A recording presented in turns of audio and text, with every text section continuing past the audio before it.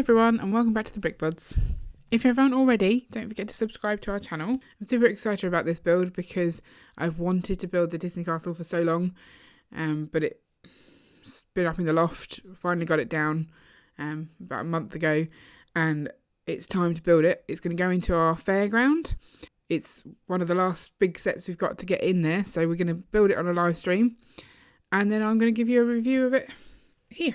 So let's get it unboxed.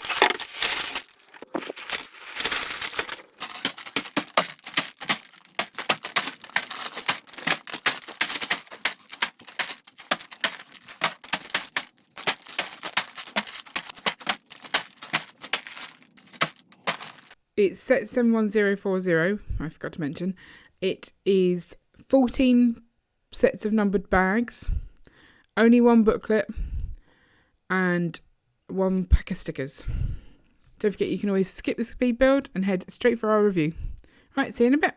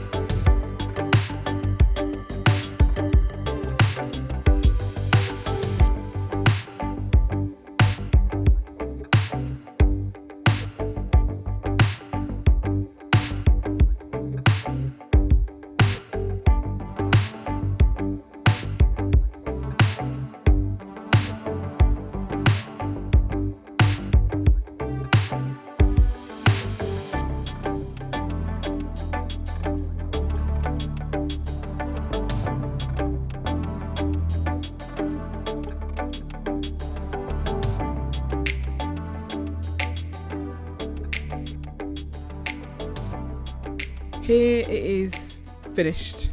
It took us almost 7 hours between 2 people to build this beast of a set. It's way bigger than I ever imagined it was, and you'd think I would have known, because a lot of people talk about how big it is. I'm not sure I've ever seen it in the flesh before, so it was quite a surprise. But yeah, it's amazing. Look at it, it's just beautiful. So you've kind of got like 4 stories to it. So you've got like the grey layer at the bottom, then you've got the tan layer, sort of about the same. Then that spire, I would say, is sort of another 2 floors up. So it's quite substantial, and the tower, which you can't quite see, obviously then goes even more. So you look at the size of that, and that's quite fancy. So yeah, from bottom to top, I think it's something like 74 centimetres tall. It comes with the 5 minifigures, so you can see the 4 at the bottom. We've got Donald Duck, Daisy Duck, Mickey and Minnie Mouse, and then I've put Tinkerbell flying on one of the spires there, which I quite like. So the set comes with a lot of Disney details in it. They do tell you what they are at the start of the book, I guess, if you're not big Disney fans. I didn't tell Ian what any of them were, and made him try and guess them as we went along. So I'll go through those now with some shaky handheld cam to sort of get a closer look at those details. Okay, so we'll start off with the one at the front. I think there's only one at the front. And so that's down here. That's Tiana from Princess and the Frog, with the 2 frogs and the crown there. And we just give it a spin round. Actually, I've just remembered there's one up here on the 2nd floor.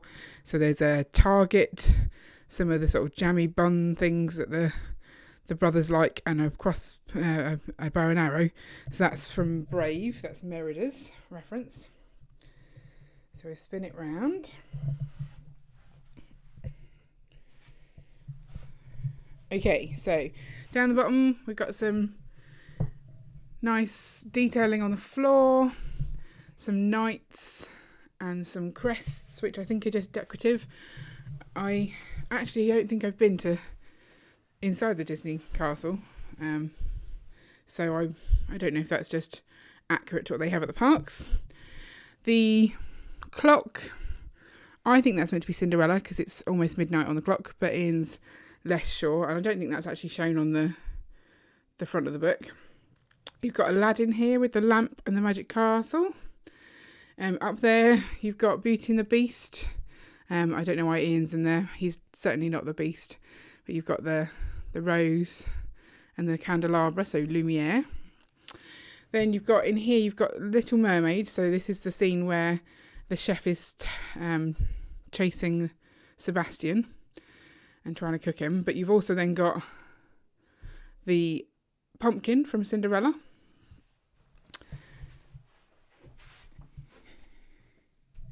If we go upper floor, this room here is all about Fantasia.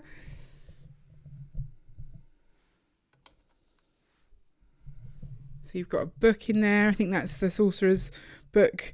You've got some mops. I think they're more brooms in the film, but they're kind of doing a mop action. And then you've got the buckets and then the Sorcerer's hat as well.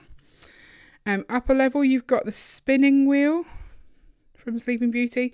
And I also think that this bed is part of that, because she does go up some stairs to sort of get to the bed where they put her to sleep, I think, or where she falls asleep and they put her once she's asleep.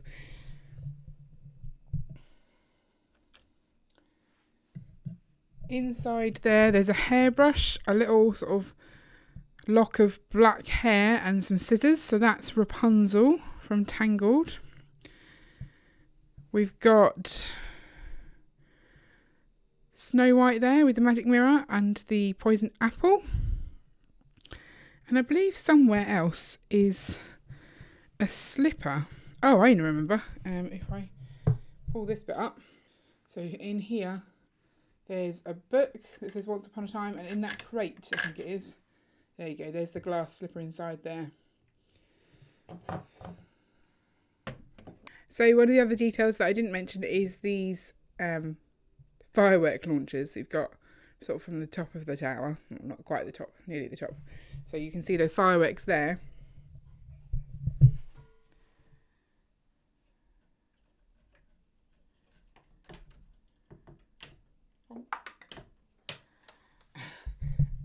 And you can launch them somewhere into the Lego room, which is less than ideal, but quite a nice touch. They come with like 4 little fireworks that you can reload. But I mean, just look at it. Let me just pan up and show you just how big this set is.